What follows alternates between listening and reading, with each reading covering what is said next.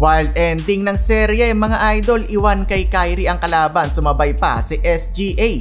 Napasigaw si Lucas sa ganda ng laban, nagyakapan ng duo ng Mavs sa finale. Game 6 Dallas at OKC Thunder, naka-steal si J-Dub at tinapos ng 200 dunk. Mainit na panimula mga idol ang Thunder. Unang 3 minuto ng laban, nakasyam na puntos etong si Lu Dort.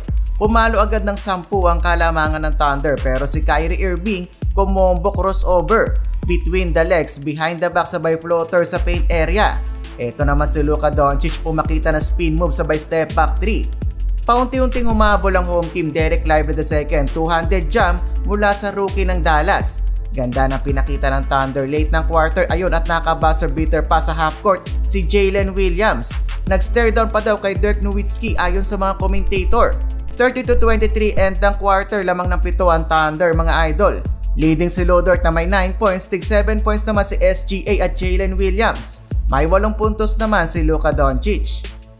Second quarter, mainit na naman ang ulo neto ni Lucas sa mga referee. Binigyan pa nga ng technical ang superstar ng Dallas. SGA naman nagsimula na to make over sa laro. Aba at tinangasan pa nga ang Dallas. Nakaraan ng home team, nagsimula sa coast to coast ni Uncle Drew. Iwan sa behind the back si Josh Giddey, nayoyo pa ang kanyang tira sa ere. Pinanis doon si Gilgeous-Alexander. Nakuha na mga idol ang Dallas ang kalamangan ng makatres si Luka Doncic.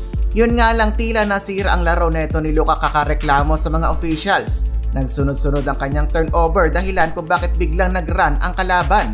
Nailista pa nga ng Thunder ang kanilang largest lead ngayong game. Ganda na naman ang panapos na quarter ng Thunder, 24-6 run mga idol.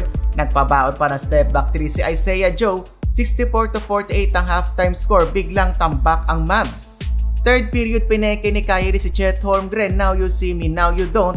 Eto naman si Luka, hindi pa rin tapos ang reklamo kay Tony Brothers.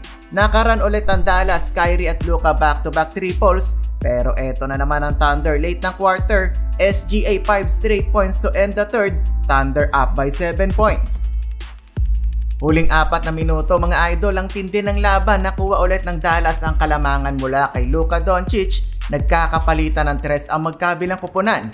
Kyrie Irving lucky bounce, pumasok pa ang tres. SGA hindi rin papatalo, pumukol ng desperation 3. Lumamang ng isa ang Thunder mula sa lapas ni SGA kay Chet.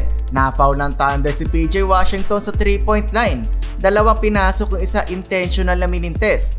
Ayun, tapos ang serye. Final score 117-116. Panalo pa ang Dallas Mavericks.